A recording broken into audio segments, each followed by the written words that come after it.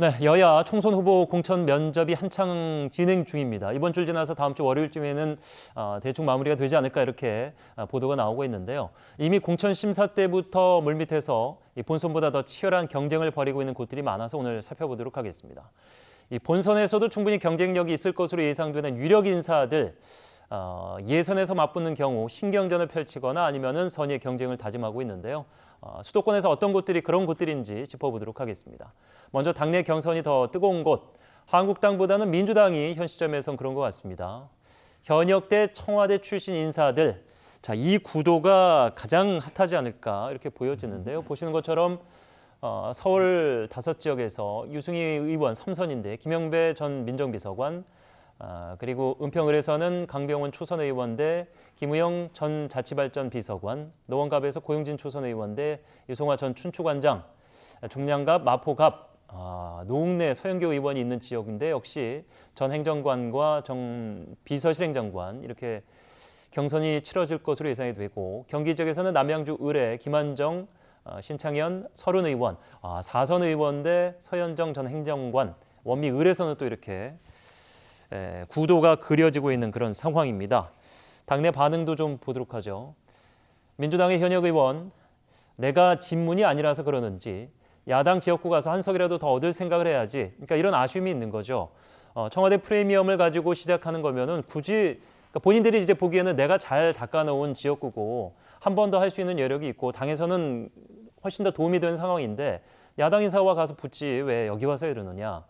그랬더니 청와대 출신 인사는 침발라 놨냐, 얼굴 붉힐 필요가 뭐가 있는가, 이제 자기 유리한 입장대로 해석을 지금 하고 있는 상황입니다.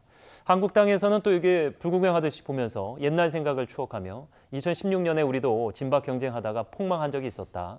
훈계 아닌 훈계를 두고 있습니다.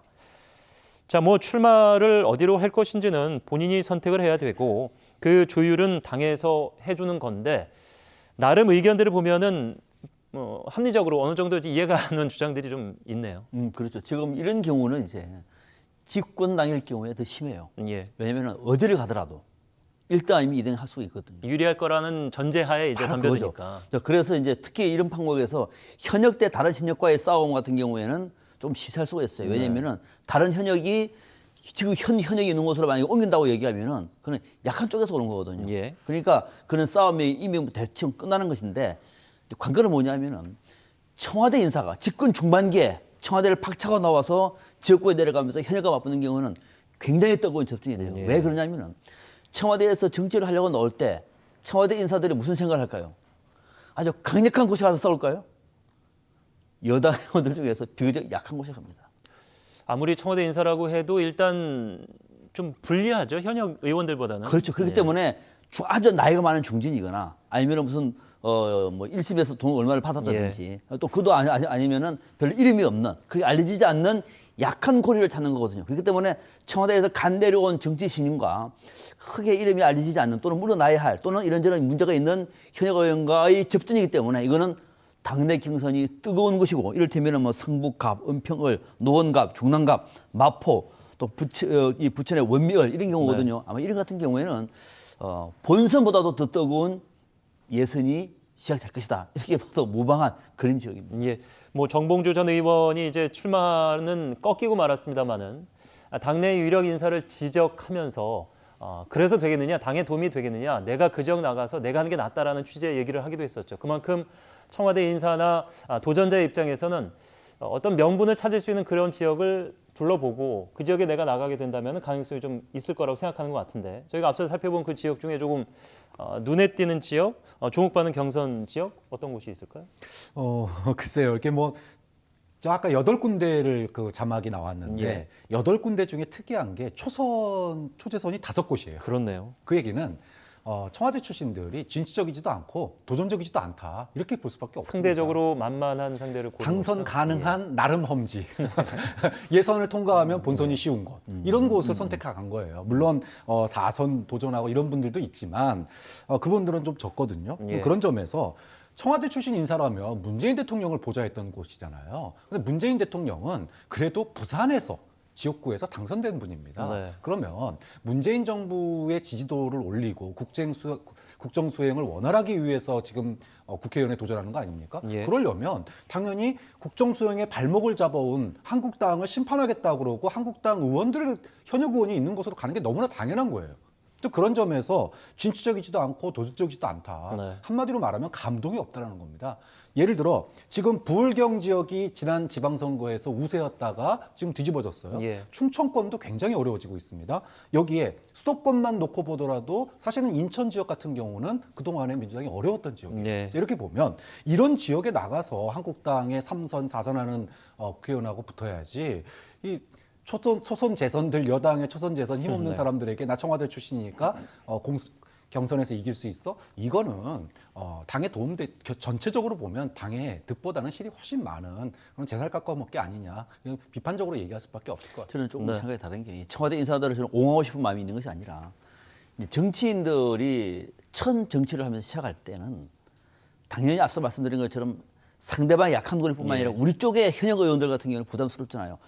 이분들이 늘 우리 쪽에서는 후보가 약하고 상대 후보가 약한 걸 찾고 싶지 않겠어요? 그런 것이 없는 겁니다. 예. 있어도 자신과는 연고가 별로 없어요.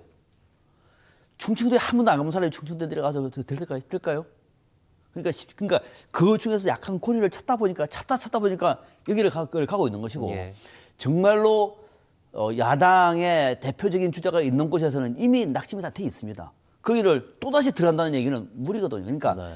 지금 박찬환 교수가 얘기했던 것처럼 좀 용기 있는 그 거물급 인사 같은 경우에는 이런 판단 안 하죠. 그러니까 지금 보면은 청와대 비서관, 중추관장, 선임 행정관 이런 것들이기 때문에 청와대 안의 보직에서도 조금 약한 곳에 있었기 때문에 야당의 거물급과 싸우기에는 부담스러운 거죠. 그런 측면에서 저는 이분들이 이런 고민한 거 저는 나름대로 이해를 합니다. 예. 자, 뭐 청와대 출신 인사들이 어떤 선전을 펼칠지 여하튼 이제 좋은 선례를 남기기 위해서는 공정한 경쟁을 펼쳐야 되겠죠.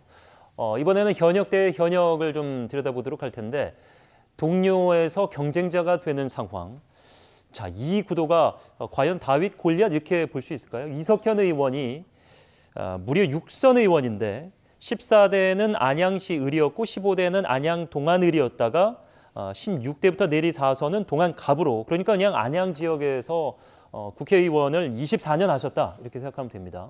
국회의장이 돼 국회 바꾸고 싶어서 나왔다. 보통 이제 7선, 8선 의원들이 국회의장을 꿈꾸시기 때문에 근데 사진은 굉장히 젊으시거든요. 예, 4년 뒤에는 안 나오려나 이렇게 얘기를 하는데 여기에 권미혁 의원이 도전장을 내밀었는데 새로운 사람이 필요하다.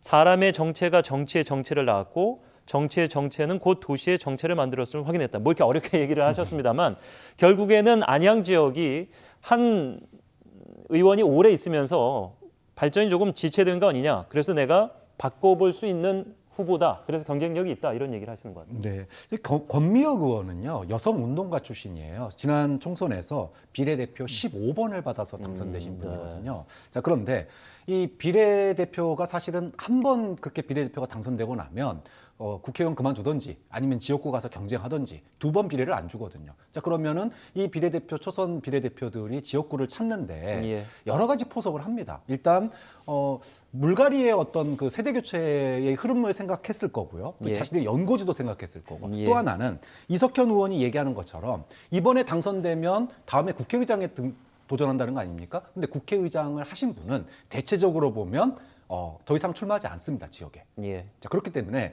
이번에 설사 안 되더라도 되면 좋지만 안 되더라도 다음에 이석현 의원이 국회의장 돼서 그만두게 되면 그 차기에 대한 포석도 사실은 여기에 있다. 네. 이런 뭐 지금 권미혁 의원이 그런 얘기는 하지는 않겠지만 예. 지금부터 부지런히 지역을 닦고 또 기존에 이제 여성운동가로서 하고 싶은 일도 많을 거 아닙니까? 네. 좀 그런 점에서 저는 의미 있는 도전이다. 이런 경우에는 뭐 사실 야당 의원보다 더 강한 여당 현역 의원 아니에요? 7선에 예. 도전하는.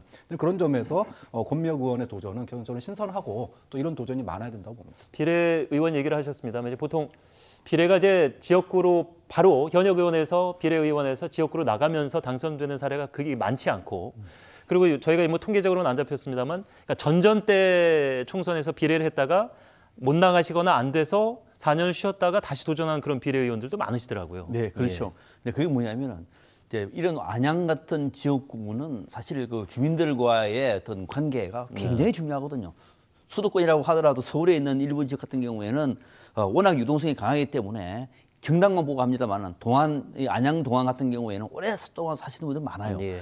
이석현 의원 같은 경우에는 지금 6선이지 않습니까? 그렇습니다. 지금 7선 도전인데 이석현 의원을 만나면은 제일 궁금한 대목이 뭘까요? 어떻게 이분이 6선까지 해왔을까라는 생각이 미스테리예요. 그런데 그 지역에 알고 사는 사람들 물어보면은 지역구 관리를 그렇게도 잘합니다. 네. 이건 제가 확인한 대목이에요. 예. 지역구가 그러니까 특별하게 뭐 이석현 의원이 뭐 대단한 거 한 가지도 않는데 또 6선도 하고 7선도 하고 계속 나온단 말이죠. 그만큼 지역구 관리를 잘하고 있는 것이다. 여기에 이제 권미혁 의원이 도전한다는 얘기는 앞서 박찬현 교수 말씀하신 것처럼 이번에는 아마 안양 쪽에서는 그래서 한번 바꿔보자라고 하는 분위기가 있을 것이다 판단한 예, 것 같아요. 예. 6선까지도 좀 너무했다 이제 그만둬라라고 하는 여론이 있는 것으로 보이고 만약에 거기서도 진다고 하면은 한번 쉬었다가 4년 동안 틀을 바꿔서 다음에는 반드시 된다. 예. 라는 생각을 갖고 있을 수 있어요. 그렇기 때문에 안양 동안 갑을 나름대로 판단했는데 예. 이런 면에서 이제 권미호 의원 같은 경우는 저는 중장기 포석을 한 것이고 그런 면에서 오히려 이런 것들이 전체적으로 안양 그 주변 지역의 이 경선 판도에 더 불꽃을 튀기 때문에 나름대로 의미 있는 선택을 한 곳이다 이렇게 보여집니다. 예, 신선한 도전으로 볼 수 있다. 이렇게 정리 좀 해보도록 하겠습니다. 자, 치열한 경선 현장을 여실히 보여주는 장면들, 사진, 인터뷰를 통해서 많은 언론을 통해서 보셨을 겁니다.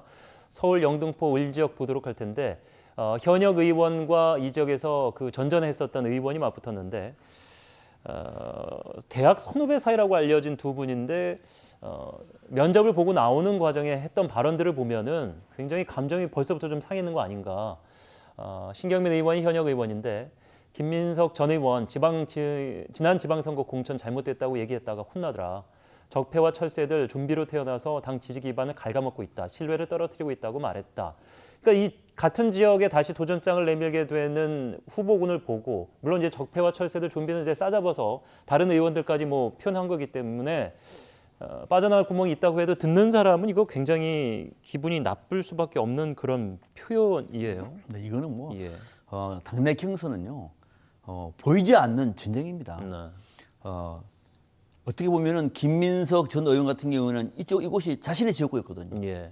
그러다 그 이후에 정치 행보가 좀 이렇게 매끄러지 못해가지고 오랫동안 야인들이지 않습니까? 예. 여기에 이제 신경민 의원이 들어가서 지금 국회의원을 하고 있는데 김민석 전 의원 같은 경우에는 하필 내 지역구에 당신이 와가지고 이렇게 내가 뜰 수 있는 공간도 막아버렸느냐 생각할 수 있는 대목이고 또 나름대로 그 신경민 의원 같은 경우에는 이미 철진한 정치인이 이제 와가지고 또 이게 무슨 침발로 놨느냐라고 생각할 수 있는 19대 20대를 하셨고 그 공백 기간에 또 김민석 의원은 떠나 있었기 때문에 그렇습니다. 신경민 의원 측에서는 왜 이렇게 시간이 많이 얘기냐? 흘렀는데 이게 무슨 당신 텃밭이냐 이렇게 얘기할 수 있는 대목이기 때문에 상당히 감정적으로 안 좋을 수 있어요. 예. 감정적으로. 거기다가 김민석 전 의원 같은 경우에는 정치적으로 좀 여러 가지 있다가 들어오지 않았습니까? 예. 그러니까 정통적인 지금 민주당의 지지 기반에서 계속 해오던 분이 아니란 말이죠. 그런 면에서 이쪽은 어떤 이 두 후보의 경쟁보다는 그러니까 이 어떤 표심보다는 감정적으로가 좋지 않는 상황이기 때문에 면접 보고 난 다음에 이런 나름대로의 좀 해프닝이 있었던 것 같습니다. 예. 아무튼 이곳에서는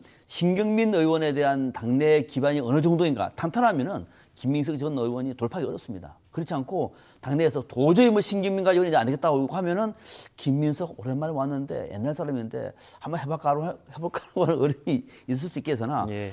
나름대로 김민석 의원이 상당히 좀 절치부심해야 할 그런 어떤 그 출사표가 여기서 저는 나와야 될 걸로 보입니다. 예.